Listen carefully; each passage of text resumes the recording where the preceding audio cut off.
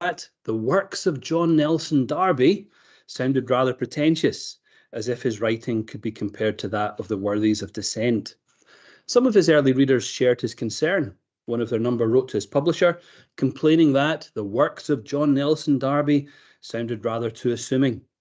Never shy of working to control his image, Darby admitted that the title troubled me as soon as I saw it, and suggested to his publisher, George Morrish, who had been working on the project with his editor, William Kelly, and his landlord and factotum, G.V. Wigram, that something along the lines of collected papers and tracts might be a more modest alternative. Darby and Wigram were old friends.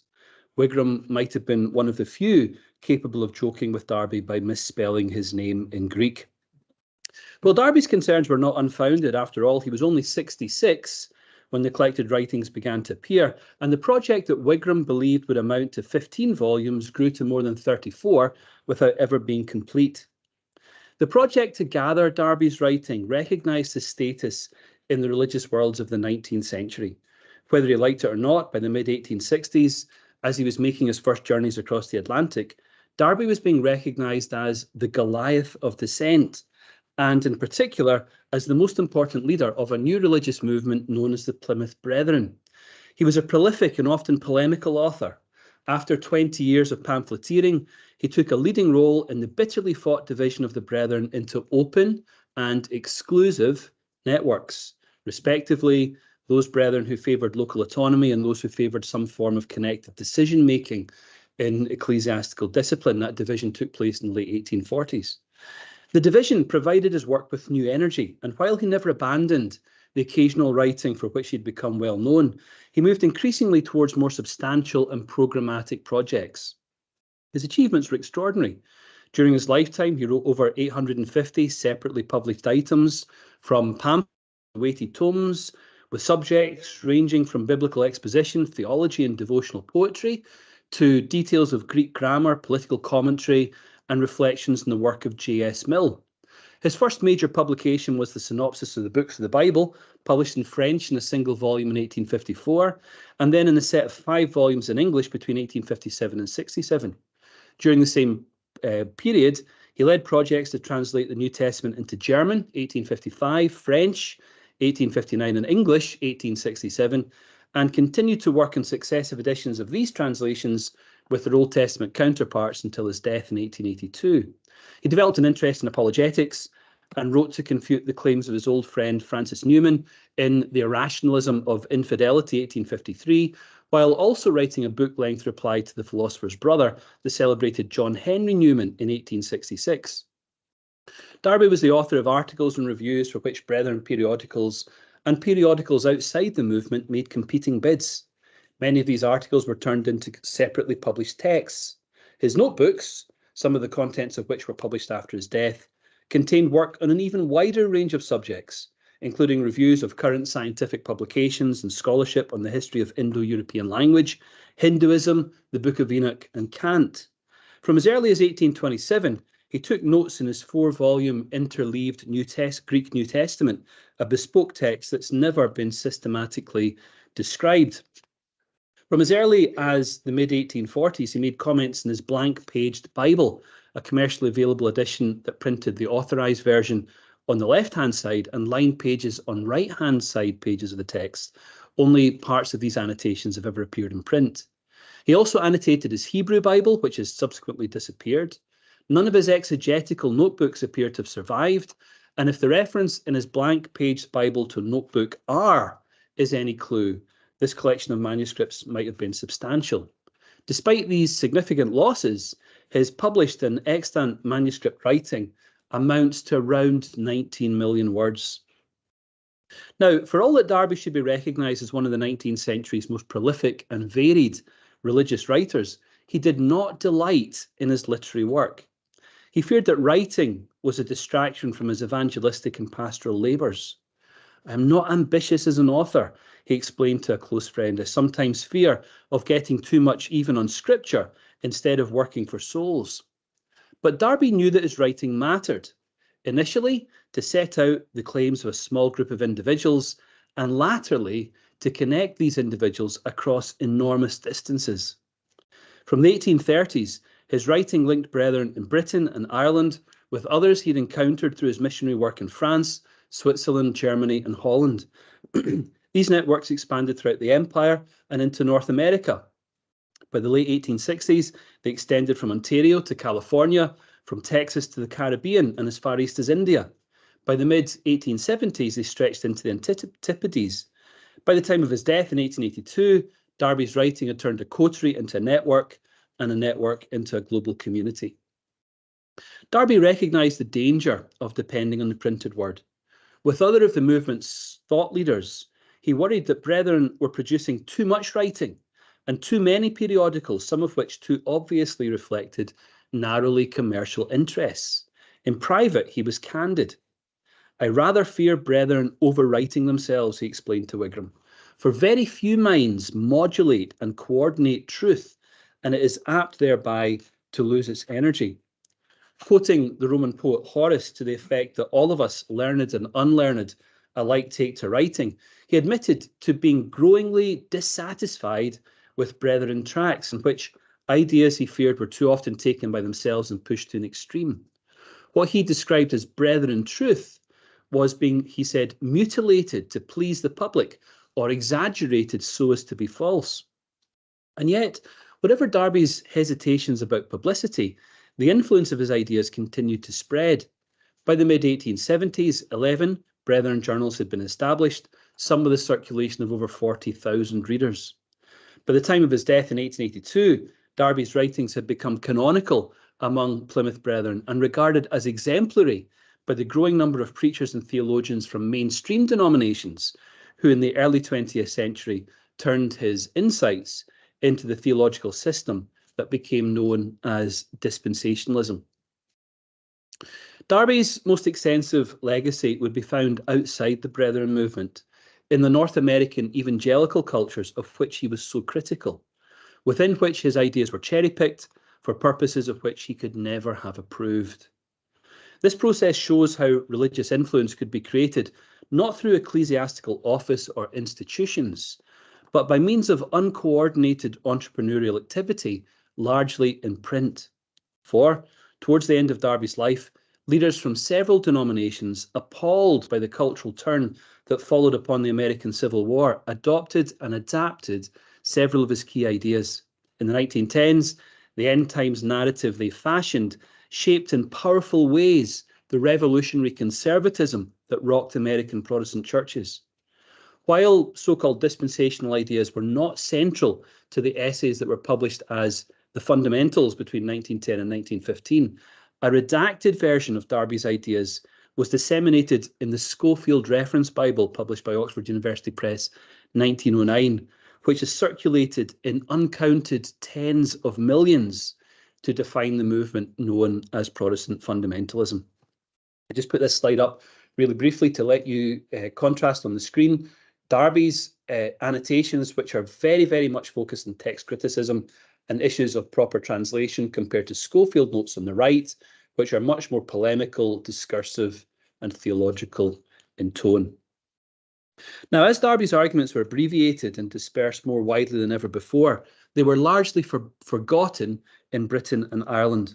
But they came to shape American born-again religion and the global community of 600 million evangelicals that it has influenced, so that, as Donald Akinson has recently argued, Darby could now be recognised as the fourth most important theologian in Protestant history. However, this claim about Darby's status is a retrospective evaluation. In the 19th century, Darby would not have presented his teaching as any kind of ism, as if it constituted a perspective that could be balanced off against another. But religious nature abhors a descriptive vacuum, and as his work was redacted and commodified, it was given this distinctive appellation.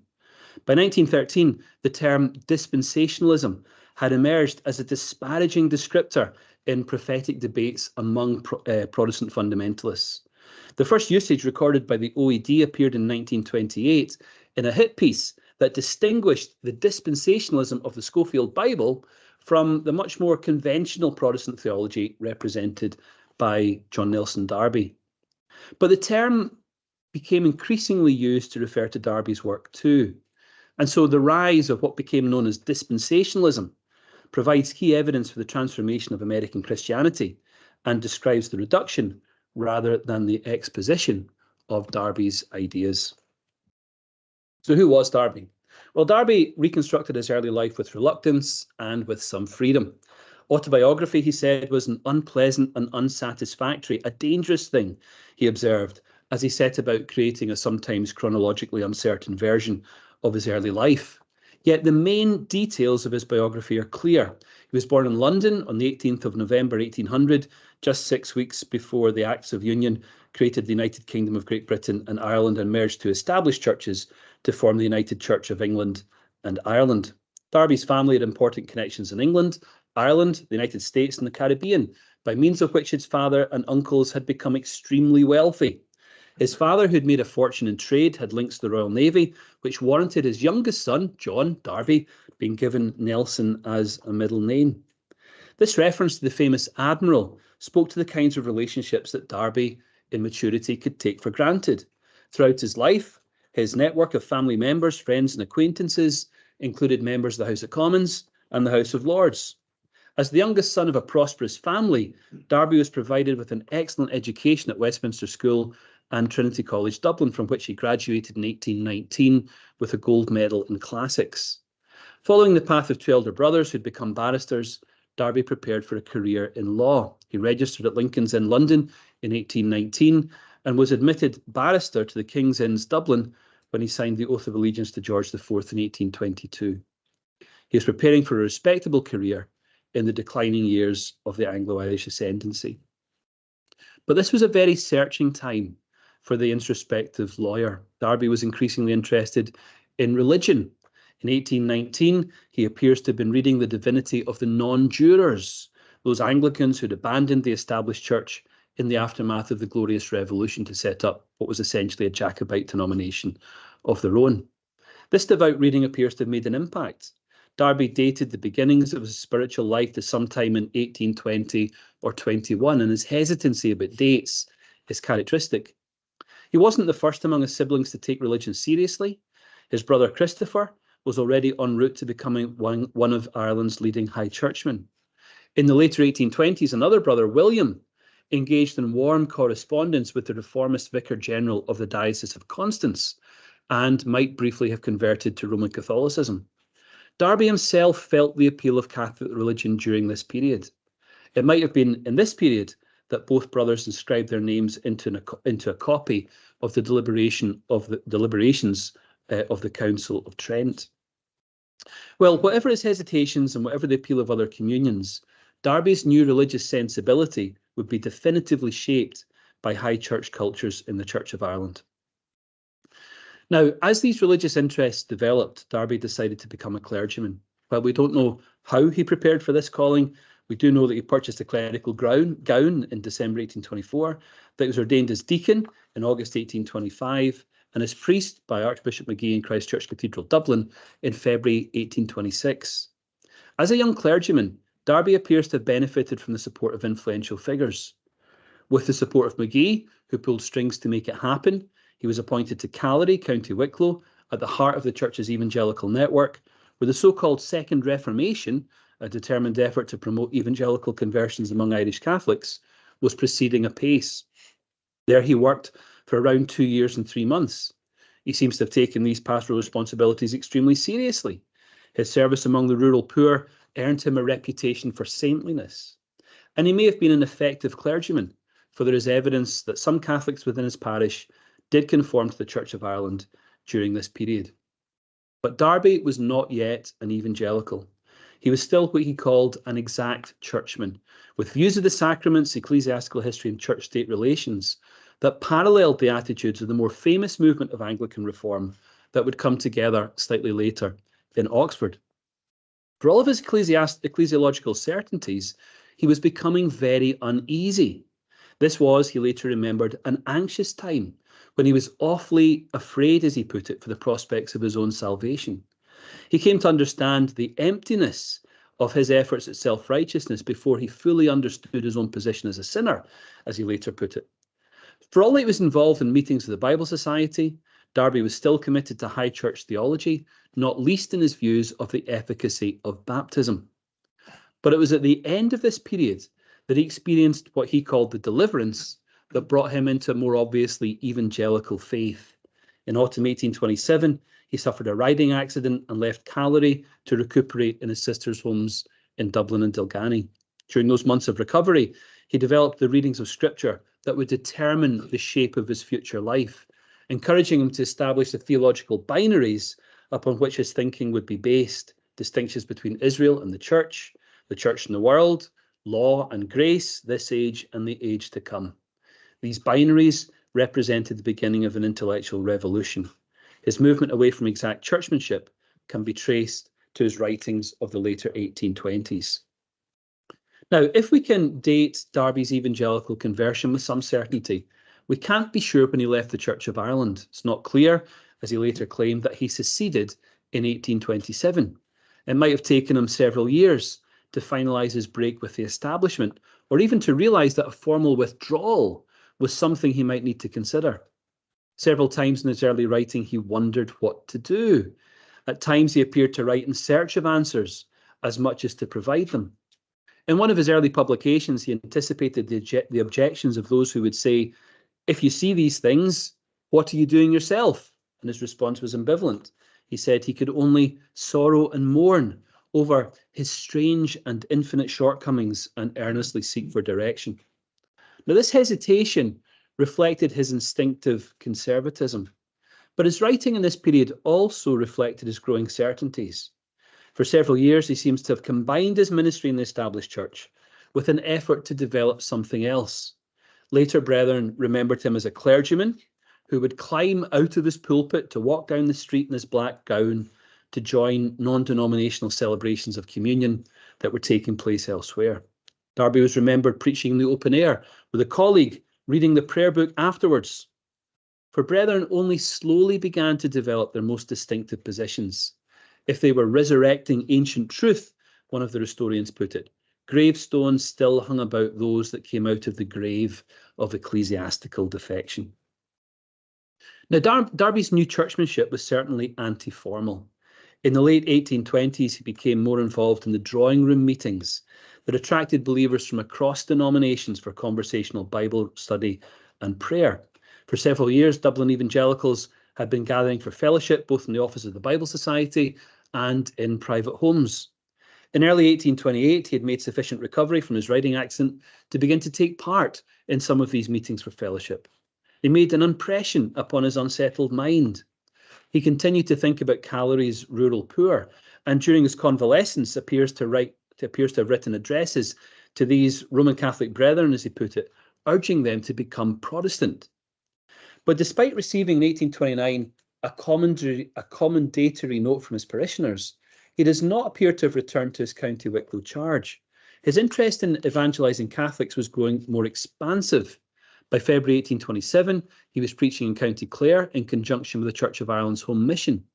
These efforts resulted in conversions, including that of an individual in Carhew, who was, Darby remembered, the first person to whom I made myself understood in Irish.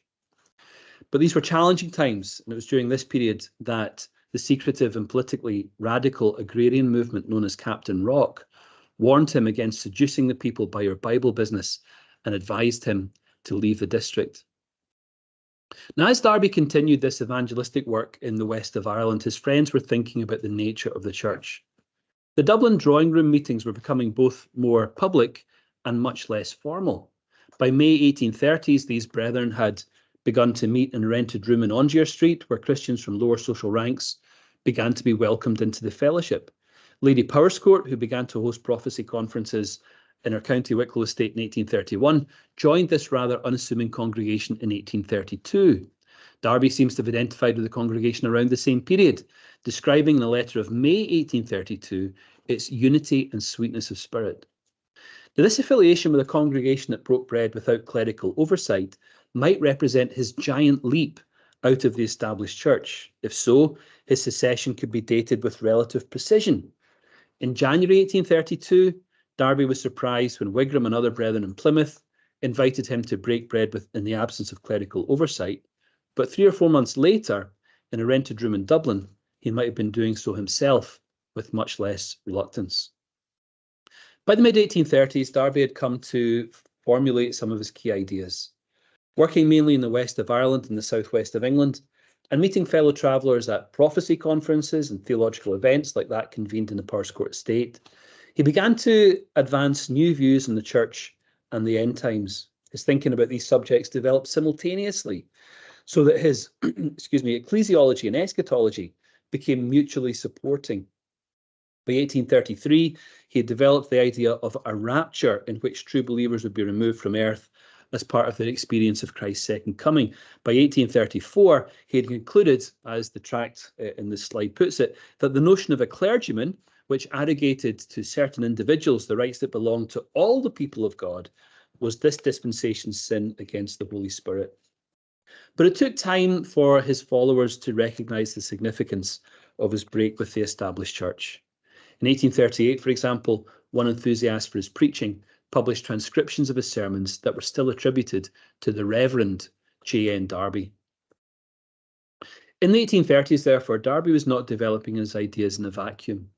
As he was coming to the forefront of what became the Brethren movement, his reading of Scripture and his understanding of contemporary cultural, political and ecclesiastical contexts developed in conversation with fellow travellers in Dublin and Wicklow in Ireland and in Plymouth and Oxford in England. Historians might have missed the significance of these conversations by reading the sometimes redacted versions of his texts that appeared in the collected writings after 1866, apart from the discursive context in which these publications first appeared a generation previously. But for all that Darby debated with and likely learned from his colleagues, he was very quickly recognised as the first among equals. The earliest issues of the Christian Witness, the Brethren journal that was edited in the Plymouth Assembly in the 1830s, presented the work of each of its authors anonymously, with the exception of work attributed to J.N.D. It's not clear how by 1834 Darby had gained this distinctive status, except through the force of personality that was being recognised by Brethren as evidence of his distinctive spiritual gift. His status was also being recognised elsewhere. In 1836, a Baptist missionary in Limerick complained that several of his congregations had gone over to what he called the Darbyites. In the same year, Joseph D'Arcy Sir, an Anglican minister in County Galway, referred to Darbyites as one of the challenges facing the established church. Josiah Conder, an English independent, referred to Darbyites in 1838. Daniel O'Connell made fun of Darbyites in 1839. Darby's pop cultural apotheosis might have been complete if he inspired the description of a character in William Carleton's novel Valentine McClutchie, the Irish Agent, published in 1845. Inside and outside the Brethren, Darby was becoming well known. His personal circumstances were changing too. We're left only with glimpses of his life in this period. In March 1835, for example, he was in Dublin visiting a young relative, being engaged from morning till night, preaching, expounding, visiting, and so on, including at weekly meetings for Bible study that were being convened by the pale, elegant, dignified, and retiring Lady Powerscourt. By then, the Dublin and Plymouth meetings were being imitated elsewhere. In October 1835, he wrote from Cork to advise his brother Horatio that many at Birr in Kings County and Castle Willington in Tipperary had decided of our way of thinking about things, and that in the latter location, Tipperary, up to 200 people were attending our meetings.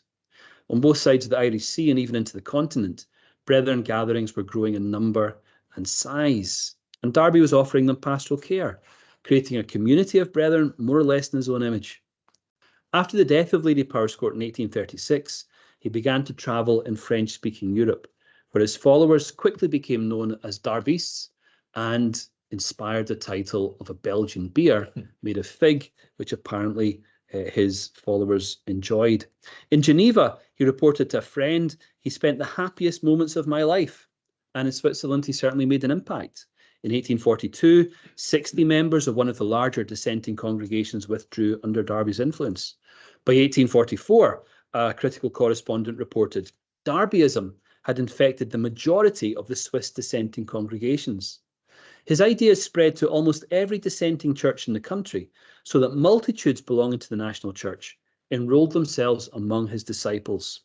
Swiss dissidents who were troubled by his doctrines were supported by Scottish Congregationalists, while Swiss Baptists much more aggressively competed with what they dismissed as Darbyism.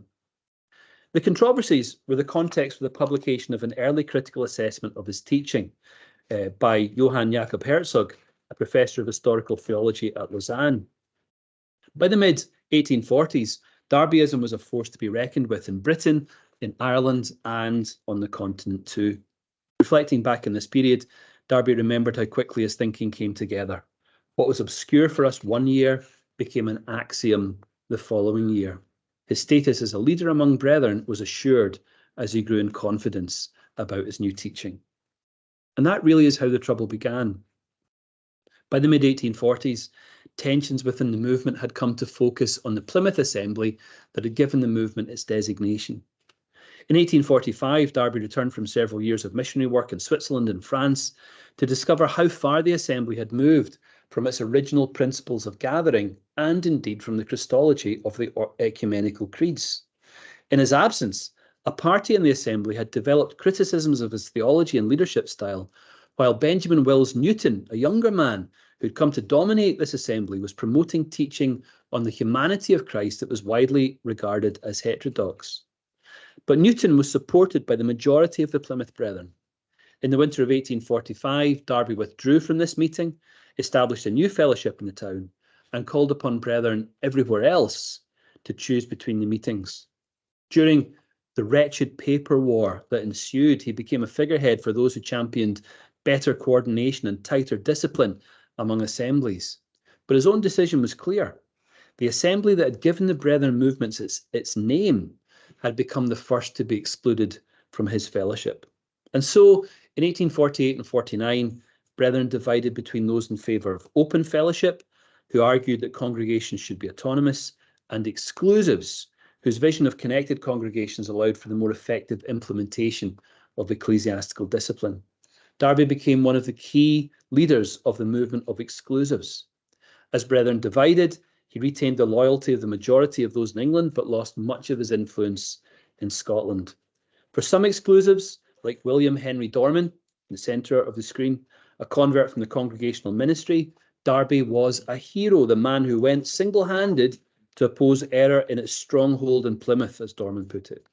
And yet, as the new network coalesced, even Dorman found that he could not submit to his mentor's increasing authority and to the theological innovations it introduced. Together with Percy Francis Hall, again on the screen, who had been Darby's prayer book reading preaching partner, Dorman campaigned against efforts to centralise decision-making within the exclusive network. For controversy continued. In the late 1850s, the exclusive brethren were rocked by Darby's argument that Christ had experienced what he called a third class of sufferings, sufferings that did not contribute to the atonement. Some of Darby's friends and some of his long-standing critics believed inaccurately that this was replaying the position for which Newton had been condemned 10 years or so previously. The controversy could have been catastrophic for the maintenance of community discipline, but Dorman refused to form a party, discussing the matter only with Darby and a small group of friends, at least until 1866, when Darby sent him a curt note, as Dorman put it, and declined any further correspondence on the matter. Dorman responded by publishing his side of the correspondence, emphasising that his friend's authority among exclusive brethren was now uncontested. For Dorman, the division in 1866 represented the development of a dangerously effective structure of command and control. He worried that the centralising tendencies among exclusive brethren would be reinforced, as he put it, by the disciples of Mr. Darby, who are diligently training themselves to fill his place when he is gone. But far from causing embarrassment, Darby's elevation among exclusives was providing the brethren with their theology, their identity, and increasingly also their name. But as Darby's influence expanded, brethren continued to divide. After falling out with the Newton Party and the Open Brethren in 1848, and after falling out with the more independent spirits among the exclusives in 1866, Darby began to work hard to connect groups of those who remained, making 6 trips to North America from the mid-1860s and travelling as far as Australia and New Zealand, where at the age of 75, he appears to have learned and preached in Maori. In 1879, he became embroiled in a dispute with other prominent leaders about the boundaries of fellowship and the processes by which those boundaries should be maintained. By 1880, he had fallen out with almost everybody. He had rejected almost all of the original founders of the movement, and he had largely withdrawn from wider Brethren culture. I do not write in any magazine now, he explained in February 1881. I am not at all happy about the brothers' book-selling concerns. The spirit of the world has got thoroughly hold of it. Several months later, he grieved about the complete demoralization of the Plymouth Brethren movement. Even those who had separated from ecclesiastical corruption in the 1820s had become 60 years later infected by the ruin of the church. And yet, Darby was coming to this conclusion even as his prophetic expectations were beginning to be confirmed. Events, he thought, were beginning to line up with his prophetic expectations. For he believed the growth of democracy and the extension of the franchise would lead inevitably to the breakup of the United Kingdom and to independence for Ireland. The European powers would take advantage of this opportunity to create a confederation of states aligned with the boundaries of the Western Roman Empire. This European superstate would enter into conflict with Russia about the control of Palestine. Jews would return to Palestine, set up a Jewish state, rebuild the temple, and reconstitute the temple liturgies. For Darby was convinced the end was at hand. His will bore witness to these changing circumstances. He made his testament on the 2nd of March 1881, offering very generous legacies for women in whose homes he had been made welcome, with 3 additional codicils over the following year, ensuring that his lamp, his dressing gown, and his watch all found worthy recipients. When he died at the end of April 1882, as one of the period's most published and most widely travelled men, his movement was weakening. As a contracted and highly politicised version of his ideas was about to be globalised, and perhaps, as news headlines suggest, create the very conditions it feared. Thanks very much.